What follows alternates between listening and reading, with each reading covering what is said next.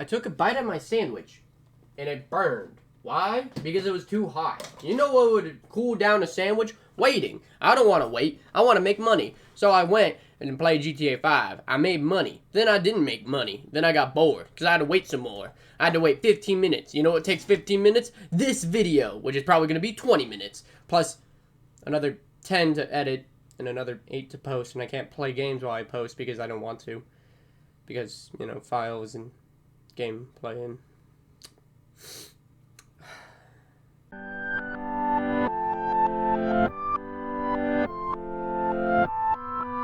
Hello everyone, my name is Stonesy Boy and today we are reading Minecraft Zombies. Today's a very simple episode because we are reading only 15 pages, which is 5 pages abnormal from the normal reading.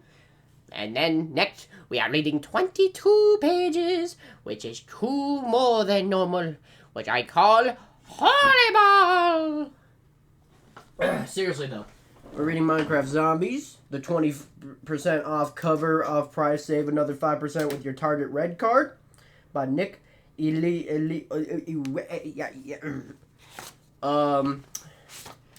without further ado, because I'm in a good mood today, let's begin. Chapter 23. Look on the bright side, Ben said to her as they ran. As zombie, your brother is probably safe from some monsters. Remember the Enderman? I didn't seem to notice him watching it. That's something, I guess, said Bobby. Yeah, said Ben. The real concern is that environmental hazards. You could end up in lava, for instance, or fall into a chasm and climb out into the sun. Oh, or, this could be bad, what if another adventurer finds him? Ben, please stop trying to make me feel better, said Bobby. Please. They were rushing down naturally formed tunnel of stone. The irregular floor meant that they were on the top-down jump every few steps. And Bobby was having a hard time watching her footing, while also checking for side paths and placing torches every dozen or so blocks. We're running low on torches, she warned. I told you, said Ben unhelpfully. Their luck ran out, as she feared it would. A single linear path came to a T intersection, splitting off into 2 directions. Which way, said Bobby. How should I know, said Ben. Which direction does your brother like to more, left or right? That's not the thing, said Bobby. And then she shouted, Johnny, Johnny, where are you? The silence followed her question. Silence, and then a low, trembling growl. The echo made it difficult to know which way it had come from. This way, said Ben, as he turned to the right. I heard him. I see him. He bent as the shambling figure in the dim light had back turned him up and shuffled aimlessly in the tunnel. Ben, stop, Bobby shouted. That isn't Johnny. Ben reeled back as the figure turned to face him. The zombie, but it was not the zombie he was looking for. Bobby turned past him and he swung her sword. He knocked the ghoul momentarily back, but it had focused on her now and it kept coming. Ben came at him from behind, slashing his sword and regaining his attention. Bobby stepped back and watched his time as it swung separately, avoiding the zombie's lunges as he hacked away from it. Only after a few hits, the zombie crumbled to dust. That looked nothing like Johnny, he said. Are you kidding me, said Ben. Don't you tell the zombies apart now? The thing was almost twice as tall as my brother, she said, and he definitely wasn't at a lead, and his nose was definitely different. So, should I go on? Please do, said Ben. But you can lecture me while we run. They continued along their current path, but soon came to a dead end from the form of an uneven wall of dirt. Slime ball, said Bobby, and Ben tooted. I think I'm a bad influence on you, he said. Come on, this way. Don't worry, we'll find him. They turned around, retracing their step at the T intersection and making another path. I only have 3 torches left, warned Bobby, and I left behind nearly all the coal we found. Ben cursed under his breath. Okay, then going to backtrap to grab some torches off the wall, back the way we came from. We can't turn back yet, said Bobby. We're not, I promise, he said, but we need light down here. I'm not going to retrace our steps for 1 minute. But the longer we argue, the farther away he gets, he said over his shoulder, nearly retreating. Stay here, I'll be back before you know it. Ben turned the corner and Bobby was suddenly unknown. The silence, the darkness, the stone above her head, and the worry in her heart all pressed in on her. She tried not to peer into the darkness ahead of her and wonder what might be beyond her vision. Well, Johnny, for one. He was ahead of her somewhere, and he took a step forward. She had 3 torches after all. She could take some progress while she waited for Ben to return. She waited as long as she could before placing another torch, tiptoeing the very edge of darkness, determining to make the most of her suddenly limited resource. She would have been pacing them further all along, but she never would have thought she'd run out of them so quickly. Funny how easy it was to take off what you have for granted. As she edged forward, she heard a strange sound ahead. It's a sort of clacking, like dry rocks in a sack, knocking into one another, and then something flew toward her. If he had been peering forward, she would never have seen it in time. As it was, she barely had time to dodge it. She turned around to see what it was. An arrow stuck in a wall just behind her. Something had shot at her. She whirled back toward saw a skeleton emerging from the darkness. This time, she had her sword ready. She had watched Ben fight a zombie, timing his attack perfectly and hit a zombie each time it lunged within reach. She had to use similar technique against the creeper. She should do all the same thing against the skeleton. Except the skeleton wasn't coming any closer. Took time for its bow and fired. This time, Bobby didn't dodge quickly enough and the arrow sliced across her arm. It hurt. "Get over here and fight me," she bellowed, brandished her sword. It took aim. Another arrow already knocked in its belt. Bobby realized she needed a different strategy. If the skeleton wouldn't come to her, well, Bobby ran forward. The sword raised and she screamed in a ragged war cry. The skeleton fired its arrow, injuring her again. But she didn't let it stop her. A second later, she was upon the skeleton, striking it again and again with a wild fury of furious blows. It shattered to pieces, leaving behind only a single intact bone and 2 arrows. Bobby turned around and saw the footsteps and saw Ben approaching her from behind. "Ben," she said, "I just beat my first skeleton." Ben's eyes went wide, and she broke into a run, heading right for her. "You missed one," she said. "What?" Before Bobby could process a word, Ben had tackled her, dragging her down to the stony ground. She was ready to complain, but then an arrow whizzed by overhead. "Oh," she said, turning toward the dark end of the tunnel. She saw another skeleton, bow raised and ready. She was joined by a second and a third. "That's a lot of skeletons," she said bleakly. "What should we do?" "Try not to die," Ben answered, and urged forward down the tunnel. Sword flashing as she closed the distance to the nearest mob. Bobby followed her example, reasoning that it better be in striking range than to hang back and draw fire. As she advanced, she saw a strange object just past the skeletons. It looked like a small metal cage. A tiny flame burned within it. "I'll handle the skeletons," Ben told her between swings. "You destroy the spawner with your pickaxe." "Spawner?" echoed Bobby. "The cage thing. If we don't destroy it, they're going to keep making more skeletons, and we're completely overwhelmed." Bobby didn't like the sound of that. She hurried past the skeletons. The ire was directly entirely at Ben. For a moment, she brought out a pickaxe down on the spawner. It broke in just a few blows. She intended to whirl back around and then run to Ben's aid, but she saw another figure up ahead. One she thought she'd recognize. Once she placed the torch down, casting a sphere of light to push back the darkness, she was returned. "Johnny!" she cried. Her brother was wandering up to the very edge of the rushing subterranean river. At the sound of her voice, he didn't recognize his name. Johnny turned to look at her, but he turned too quickly. He lost his footing. As Bobby watched in horror, her brother fell into the raging river and was immediately swept away in its current. But she only watched for a second, then ran toward as fast as she could and dove headfirst into the water. Chapter 24. Bobby fought to keep her head above water. It was a losing battle. The current was so strong that the river took a tortuous path back through the pitch dark under the ground.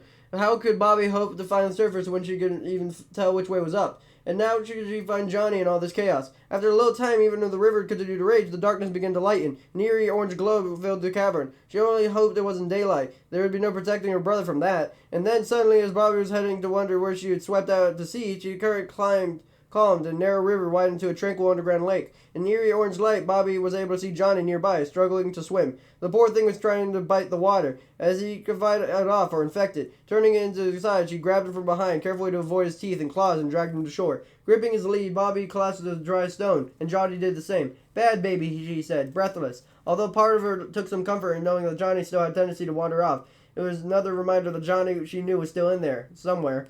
Bobby remained splayed out on the ground, allowing herself a moment to catch her breath. As she lay there, a voice rose over her and the sound of the water. "Ow," it said. "Slime balls."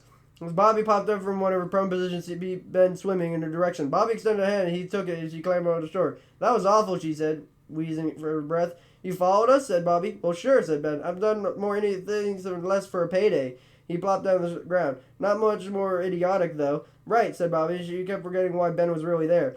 She grazed back into the river and she saw now the source of the cavern's strange orange glow. It was lava, a whole prism of it, rolling and bubbling mere steps away. The sight took her breath away. Ben lifted his head and followed her gaze. "You look like you've seen lava before." "I hadn't," she said. "It looks only in books. It's beautiful."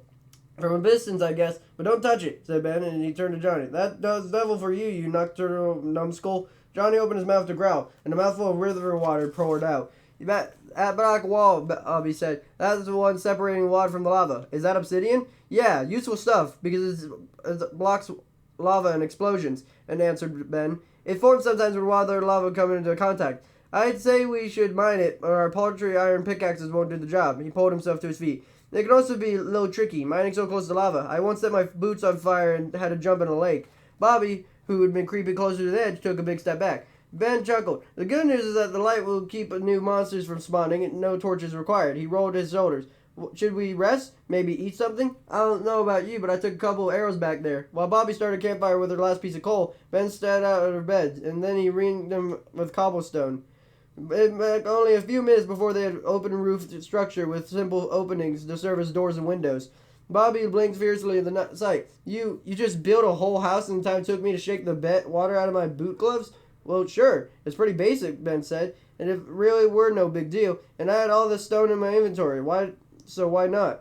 You sure you would have been handy around Plaintown, Bobby said. It was all I could do to keep our fences in shape. Speaking of fences, Ben said, and planted some wooden posts in the ground outside the structure. Is that for Johnny? Forget it, she said. I'm not letting him out of my sight again. You can't put a post inside, please. But Ben looked back at the structure and he sighed. Fine, but I'll have to take down a wall and make the place bigger. I don't want an infant idiot lurking over my bed while I'm asleep. Another minute, Ben was satisfied with the interior large enough to share with Johnny. Bobby tied his lead in post, which was one corner of the structure, while Ben pulled out some food he'd been saving for a rainy day. He was getting tired of melon slices. By the way, I'm sorry he got away, Ben said, setting a pork chop over the fire. He took a look at Bobby. I must not have secured the lead well enough, but I promise it was an accident. I know, Bobby said. I don't blame you, but the whole thing makes me nervous. The longer it takes us to cure him, the better chance something bad will happen to Johnny. Something bad, echoed Ben. He smirked. Like something worse than turning into a mindless zombie? He isn't mindless, Bobby said. He turned to look over to brother. He saw he was staring blankly at a wall, enjoying a little. Yeah, and anyway, yes, there's worse things than being a zombie. Her voice got softer. At least there's a cure for it. There's a lot of bad stuff we can't be fixed. Yeah, fair enough, said Ben, and he looked up over the walls of their little fort. The light from the lava lit up a vast hollow space overhead. We will find some gold tomorrow, I'm sure of it. They ate a silence after that, illuminated by the glow of lava and fading campfire, each thinking about tomorrow might bring. Johnny ate his pork chop raw. Chapter 25. Ben shouldn't have made a promise he couldn't keep. Well, find some gold tomorrow, he said, and it hadn't been so certain. But then Bobby was certain that her undead brother wasn't going to devour him in their sleep, and that remained to be seen. Ben also awoke in unsettling grunts and groans of Johnny. He strained his lead. Bobby insisted that he was just bored. Zombies apparently didn't sleep. But Ben thought it was half pint of Helens and looked hungry. They decided to get some distance from the lava before starting the day's mining. They ended up in a dripstone cave with massive stalactites that dripped with moisture. Ben shouldn't shake the feeling that they looked like fangs bearing down on them from above. After hours of digging, they had a little to show for their efforts. A few chunks of raw copper, some iron, and a lot of coal. Not useless by any means, but not what they were looking for. I don't understand, said Ben. I've had some bad luck before, but this is ridiculous. I might have something over here, said Bobby, and she about getting him to follow her in the stony corner. Johnny, tied to his post, growled and stayed put. Bobby found a chamber of smooth purple. The material glittered beneath the torchlight. It's an amethyst geode, Ben said. There should be clusters of gems here. He ran his hands over the flat, featureless purple. But it's all been harvested already. I did find one piece, Bobby said. And he had a single shard of purple gemstone. It's been lying on the floor in the shadows. It looks like someone had missed it. In the shadows? Said Ben. Yeah, that's the other thing, Bobby said. He's pointed the torch. I didn't put that there. Is that normal? It was not normal, but it certainly explains some things. It's the Woodland Mansion all over again, he said. And somebody's been through here already. They scored the place for a look at all the good stuff. He shook his head. Probably a group of people working together to have been so thorough. But we're out of luck, said Bobby. All the gold is gone. We will find gold, Ben said, despite his resolution to stop making promises. He just might have to travel a little farther than I planned. Can I have the amethyst shard? Bobby handed it over. Is it worth something? It's useful, Ben answered, turning it into his hands. This and the copper I dug up earlier, we can craft a spyglass. He stashed the shard in his inventory. I don't like being underground for too long, and our little river ride got it all turned around. I think we should head back for the surface and see where we are. He shrugged. Maybe we can find some badlands by him. You can find gold above ground there sometimes, in the mountains. I like the sound of that, Bobby said. Only what? Said Ben. You have to break the news to Johnny, he said, pulling the carved pumpkin over the inventory. It really hates this thing. Marking the way up to the surface took longer than it had taken to carve the path down. Rather than cut blindly through the stone and risk hitting the lava flow, Ben opted to build a staircase. They were deep enough it took time, but it took more time to coax Johnny up the staircase. One hop after another, Johnny was practically digging them at one point, pumpkin helmet and all. If Ben didn't know better, he'd think the zombie boy was pouting. Don't be so glum. The pumpkin really suits you, Ben told him. It brings out your beady little intensity of your blood-red eyes. Johnny growled and swiped in Ben's direction, and then Ben laughed. Please stop taunting him, Bobby said to Ben. And you, she said, turning to Johnny. No hitting, no fussing. The pumpkin is for your own good. We have no idea whether it's day or night up there. When he finally broke through the dirt to feel the sun on his face, Ben experienced a wave of relief. Ah, sweet sunlight, he said. I almost forgot what it felt like. Bobby blinked furiously. Me too, she said. It felt like I've been holding my breath for days. Nothing to fear up here. Not while the sun is up, Ben said, hopping onto the grass and offering her a hand. No phantoms, no skeletons, no zombies. Present company included, he said, as Johnny clambered up behind Bobby. It's an undead-free existence as long as a beautiful yellow square is shining down on us. Then let's move quickly, Bobby said, because I'm experienced. The weather can change in a blink of an eye. The weather remained bright and clear, however, as the trio continued to climb. Ben knew that they got some altitude in order in their lay of the land. And as luck would have it, the overworld had been provided in the form of a nearby mountain. A nearby, quite steep mountain. Up and down and up again, complained Bobby. The life of an adventurer is exhausting. Imagine how your brother feels, said Ben. He's the first zombie I've ever had a list of rules to follow. And he's doing so well, said Bobby. She patted him on his orange helm. At last, they reached the peak of the mountain. Ben got right to work, sitting down at a crafting table, pulling his materials together, and getting it hit in the face with a snowball. Blah, he said. Bobby's laugh tickled in the icy air. Ben, it's snow, snow. I can see that, said Ben, wiping off the snowflakes. And now I can also taste it. What's the big idea? Then he watches her hopping and prancing and rolling around the deranged pig. She realized something. You never seen snow before, he said. Nope, said Bobby, and she laughed. It's sort of amazing. Better than lava, anyway.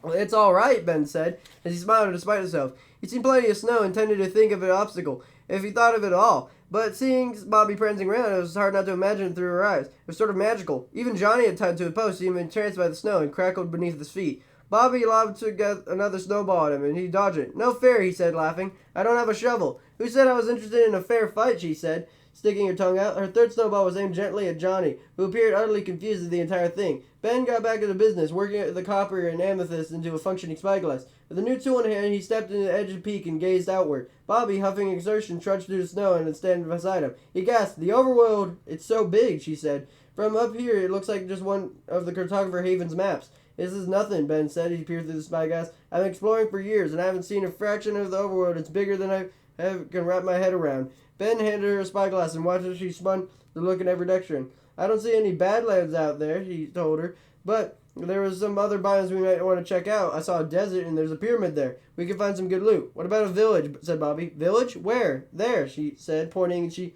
handed him the spyglass. You could just see it through the trees. I see it now, said Ben. Good eye. Only, what is that? Just beyond the village, rising above, is a featureless gray monolith. Now that you notice it, Ben could see it without a spyglass. It was big and out of place. How do you feel about a little detour? He asked Bobby. Those people might need help, she said. So let's try to keep me away. And that's the end of today. Yippee! Wahoo! So, my sandwich is cold. Is it cold? Actually, it's a pretty good temperature. All things considered, and hey, it was 17 minutes. It wasn't any more, it wasn't any less. It was just right. So, next time we read, if you're still able to hear me, which you should be able to, we're reading pages 140 to 160. I have blue marker on my finger, 140 to 160. Reading chapters 26 to 25. No, we are reading pages. We're reading chapters. I'm sorry. Oop, I went one block ahead.